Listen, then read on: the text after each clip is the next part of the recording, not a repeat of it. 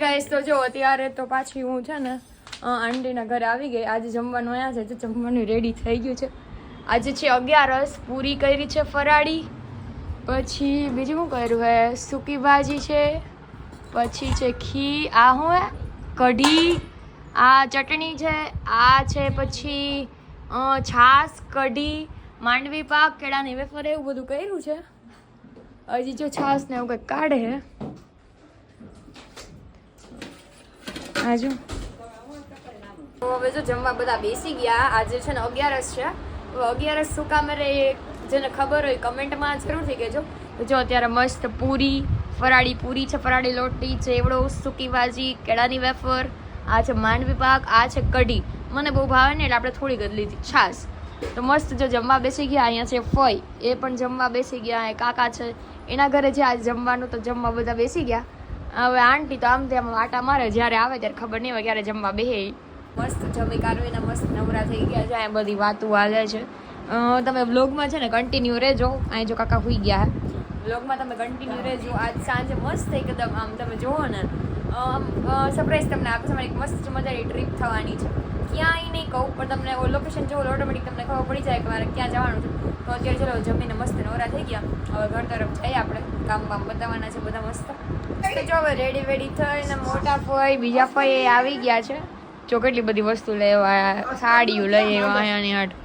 મારી હાટું એક પાઉચ લેવા છે, એવું એક સુરતથી લાવ્યા છે. અંદર છે ને કેટલા 4-5 પાઉચ હોય. જો આમ આ ઘરમાં બધા જો કંકાસ કંજાસ થાય બધા આવ્યા હોય ને, જો અલગ અલગ છે ને 4 પાઉચ છે. એટલે આમાં તમે પાર્લરનું બધું રાખી શકો, અથવા કંઈ પણ વસ્તુ તમારે રાખવી હોય રાખી શકો. હા બધા જે સ્વામિનારાયણના મંદિરે પેલો કે હિંડોળા દર્શન હોય ત્યાં બધા જાસી. હવે તમને પણ વ્લોગમાં કન્ટિન્યુ રહેજો, તમને હિંડોળાના દર્શન પણ કરાવીશું અમે. તો ચાલો હવે આપણા કામ બામ બતાવીએ. આ બધા જો સાડીઓ લઈ આવવાનું, ઓલું લઈ આવવાનું, આ બધું બધા એકબીજા ભેગા થાય એટલે હું એકબીજાને વસ્તુ આપવાની છે. આ બધું એવું હાલે છે અત્યારે. તો ચાલો વ્લોગમાં કન્ટિન્યુ રહેજો. આપણે હિંડોળાના દર્શન કરવા જઈએ બધા.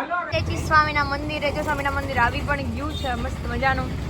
ચાલો અંદર દેખાડી, બહુ મસ્ત મોટું બની ગયું છે. આ તો જો આ મંદિર ક્યાંનું છે કોઈને ખબર હોય તો કમેન્ટમાં જણાવજો, મતલબ ક્યાં ગામનું છે. આજે આપણે પહોંચી ગયા હતા જેતપુરના હિંડોળાના દર્શન કરવા માટે. હા આ જો મારા ભાઈજી છે, જય સ્વામિનારાયણ. જય મસ્ત છે, હિંડોળાના દર્શન છે.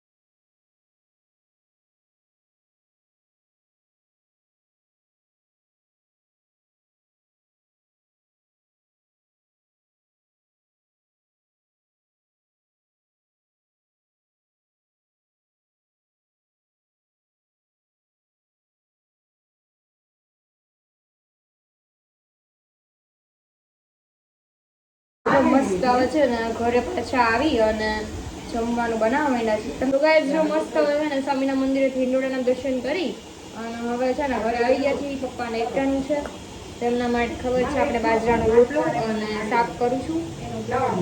પછી મસ્ત મજાની અમારી ટ્રીપ નીકળશે રાતના. તો બ્લોગમાં કન્ટિન્યુ રહેજો, મજા આવશે.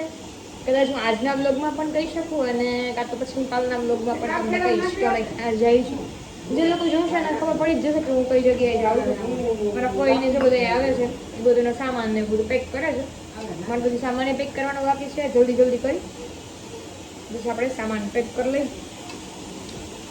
તો વ્લોગમાં કન્ટિન્યુ રહેજો. જો મસ્ત બધું કામ બામ રેડી કરી અને આપણે છે ને અત્યારે ટ્રીપ પર જવા માટે નીકળી જવાના છે. હા બસમાં તો કંઈ ખાસ હોય નહીં, તો એઝ સિમ્પલ આઉટફિટ પહેરી લીધું.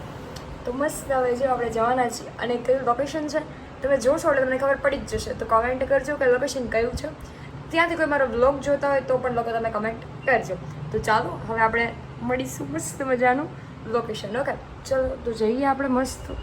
કેટલા ટાઈમ પછી હું તો બહાર જાઉં છું મસ્ત રેડી.